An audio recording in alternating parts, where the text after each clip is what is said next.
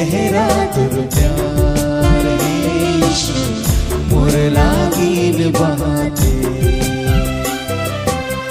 लय है ना, गाने में लय है ना, सुनने में लय है ना, बोलने में लय, कुछ भी नहीं है। मैंने है विश्वासी लेकिन कोई मतलब नहीं।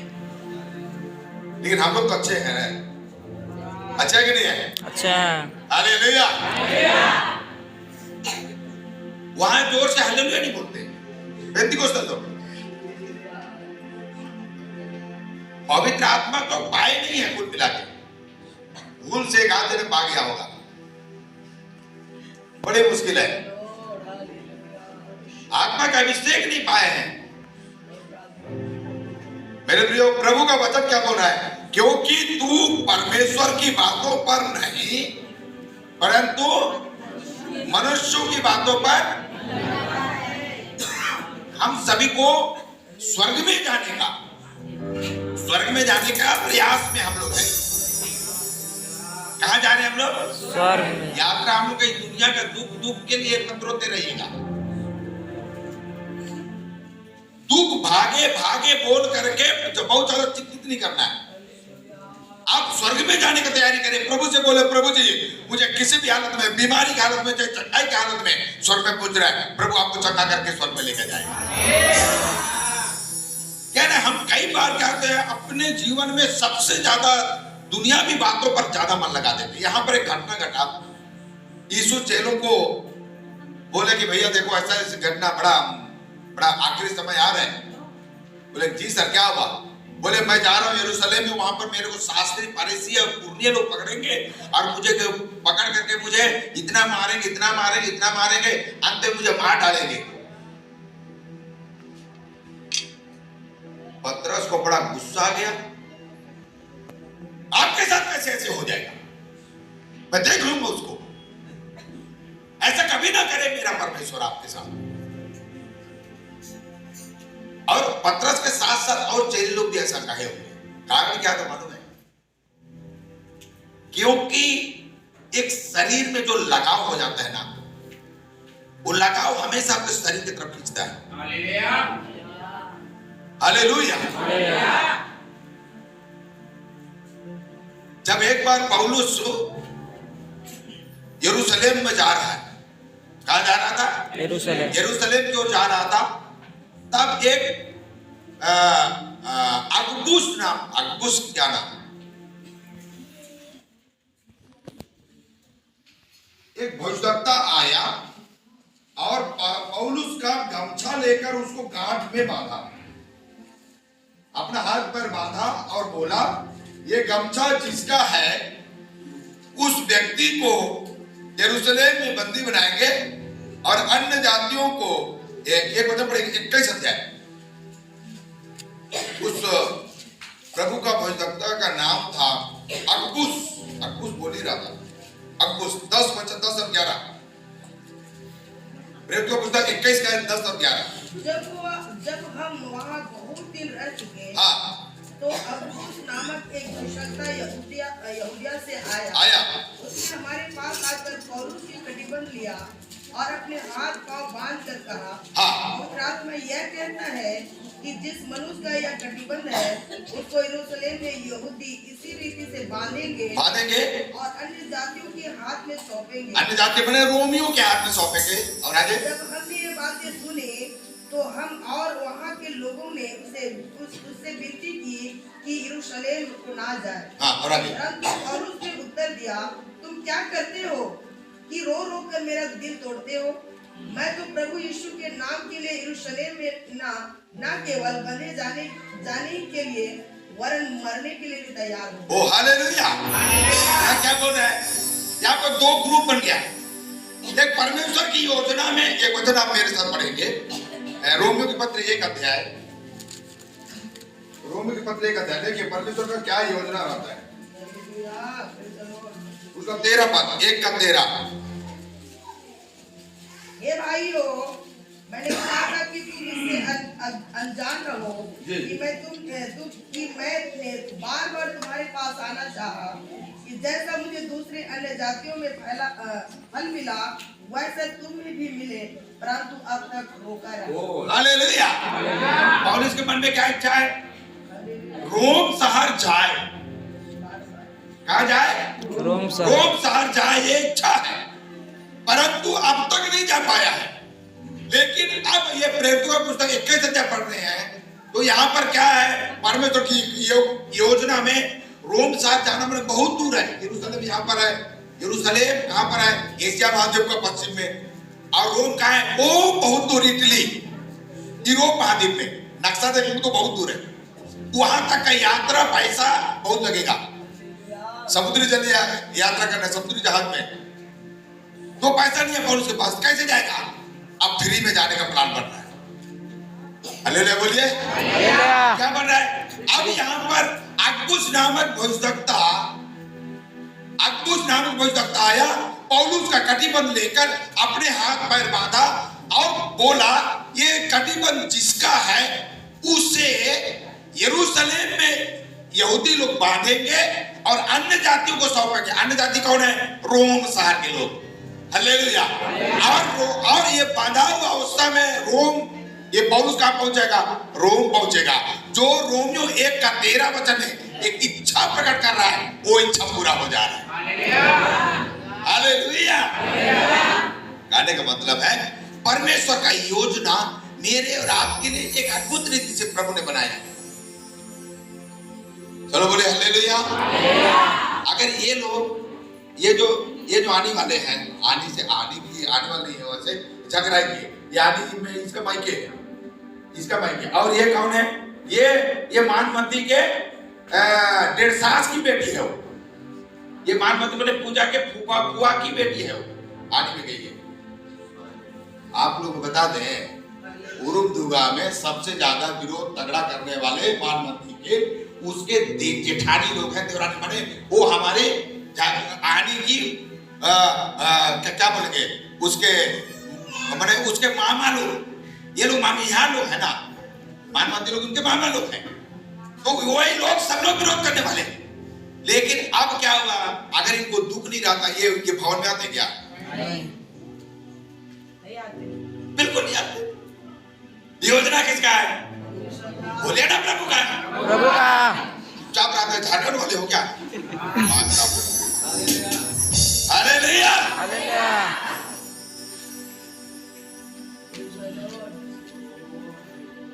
वैसे इस परिवार में कितने बड़े बड़े चमत्कार किए।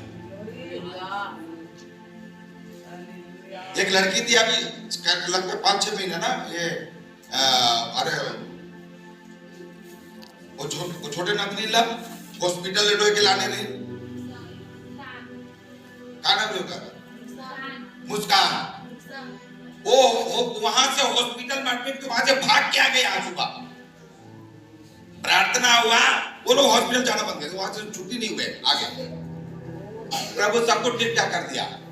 3-4 सप्ताह 5 सप्ताह की, मुझे लगता है कि 1-2 महीना लगातार आए।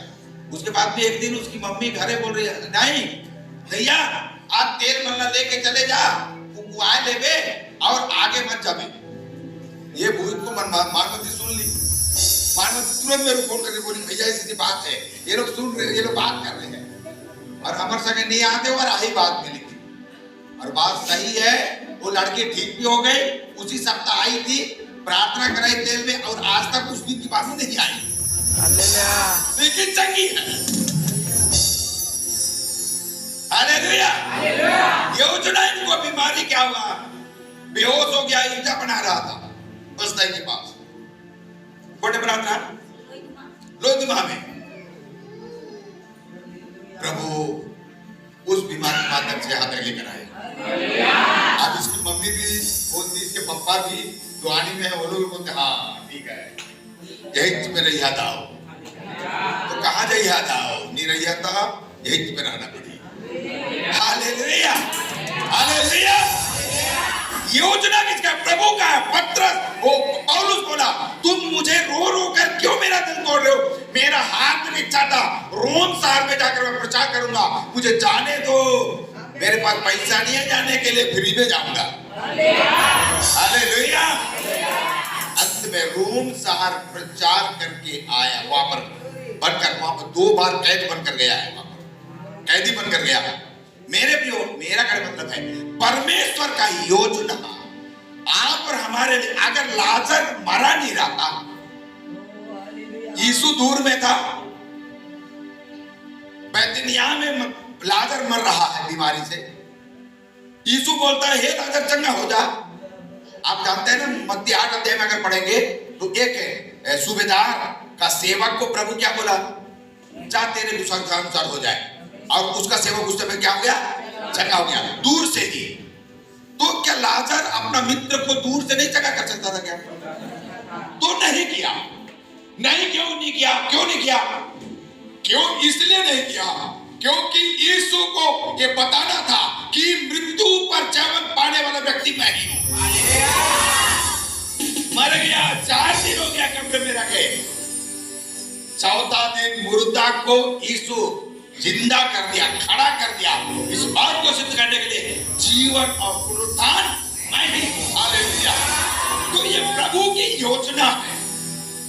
आज विश्वासी हो, आपको और मुझे समझना पड़ेगा कि हम सब लोग प्रभु की, परमेश्वर की बातों पर मन लगाते हैं कि मनुष्य की बातों पर। पतरस को बड़ा गुस्सा आ गया कि प्रभु जी आपको पकड़ के मार देने लगे, मैं तो नहीं बचाऊंगा। बात सही है।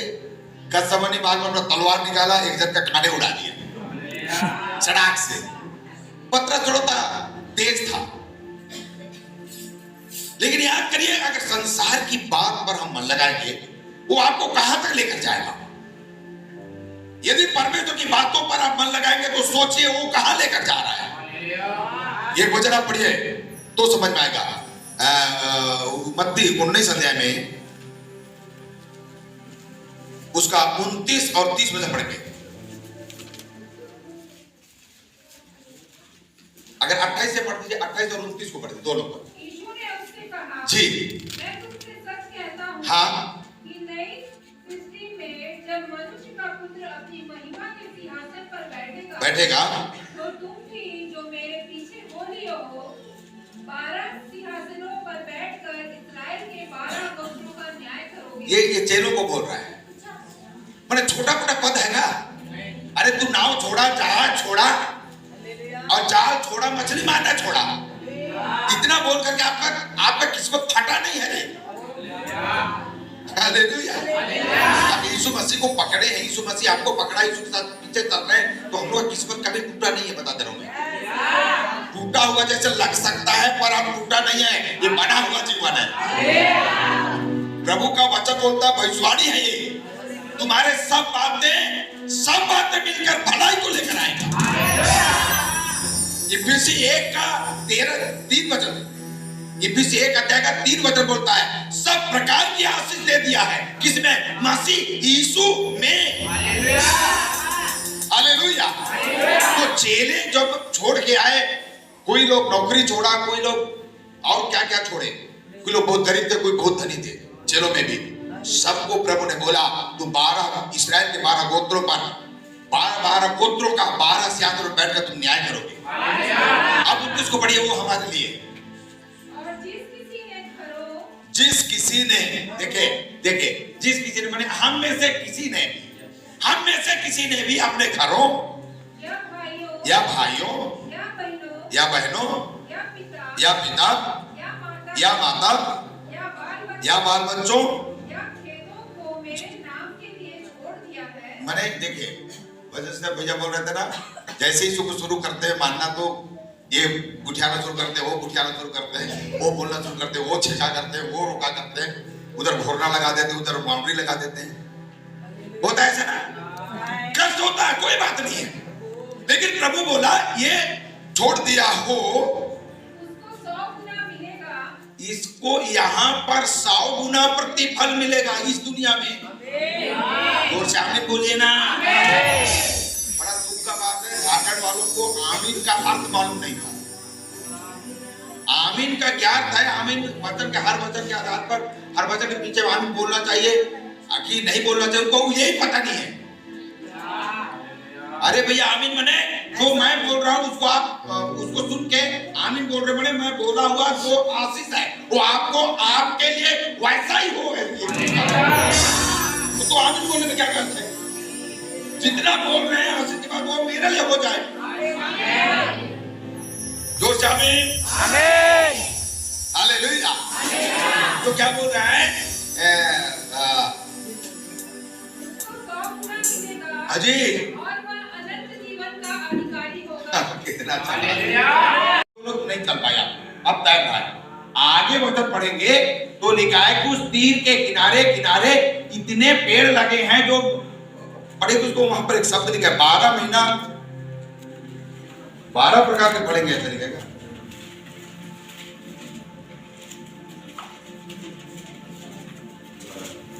जी 8 वचन पढ़े नहीं नहीं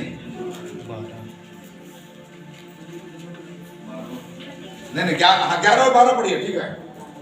परंतु ताल के पास जी जो दलदल और गड्ढे हैं, हाँ इनका जल मीठा ना होगा, हाँ वे खारे ही रहेंगे। बताइए, मैंने नदी के किनारे खारा पानी लेकिन नदी में मीठा पानी। हालेलुया। और आगे बढ़े 12 को। नदी के दोनों किनारों पर जी भांति के खाने योग्य फलदायी वृक्ष उगेंगे, जी जिनके पत्ते न मुरझाएंगे हाँ। और न उनका फलना भी कभी बंद ना होगा। हाँ। क्योंकि नदी का जल पवित्र स्थान से निकला है, उनमें महीने नए फल लगेंगे। एक ही पेड़ में फलेंगे कि दूसरा? मैं तो इसी को नहीं समझ में आ रहा है। शायद हमारे दृष्टि में होगा तो आम पौधा आम का है तो आम ही ना फलेगा भाई, लेकिन यहाँ पर तो महीने नया फल फलेगा। एक आम का पेड़ है उस पपीता भी फलेगा तो क्या हो गया? तो क्या कमी है? 300 रुपये एटीएम मशीन है, सुनिए कौन सा मशीन है? एटीएम मशीन के नाम क्या है उसका? यीशु मसीह रूपी एटीएम मशीन है। उसमें इसका कोड नंबर क्या है? क्या नंबर कोड है?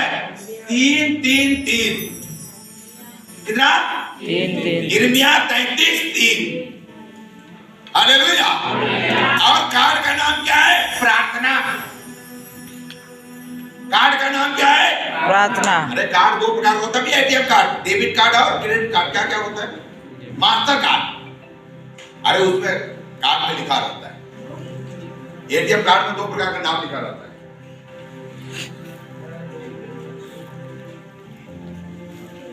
हमारे स्वर्गीय कार्ड में ऐश्वर्य के मास्टर कार्ड का है, वैसे लिखा है। एटीएम आप चेक करेंगे तो ऐसे मिलेगा। तो हमारे स्वर्गीय एटीएम जो यीशु जिसका नाम है, उसके कार्ड का नाम है विश्वास। हालेलुया। और उसका पिन नंबर क्या है? 333 यिर्मयाह 33:3। हालेलुया। वचन में ऐसा लिखा है कि किसी भी बात के लिए प्रार्थना करोगे ये यीशु मसीह रूपी एटीएम मशीन से मिलेगा। लाल बाजी नहीं है तो लाल बाजी के लिए प्रार्थना करो भी मिलेगा। अब फिर क्या के लिए प्रार्थना करते हैं? चंगाई के लिए करते हैं, आशीष के लिए करते हैं कि नहीं? खाना के लिए करते हैं कि नहीं? सुरक्षा के लिए और भी के लिए क्या क्या के लिए करते हैं? यहाँ से हम बिकापुर जा रहे हैं, प्रभु सकुशलपुर जाना, यात्रा के लिए प्रार्थना कर रहे हैं। उस मशीन से सब चीज मिलता है। हालेलुया। और यहाँ पर कैसा मेरे को लगता है कि कई पेड़ तो लगे हैं लेकिन हर पेड़ अपना अपना क्वालिटी बदल देता था होगा।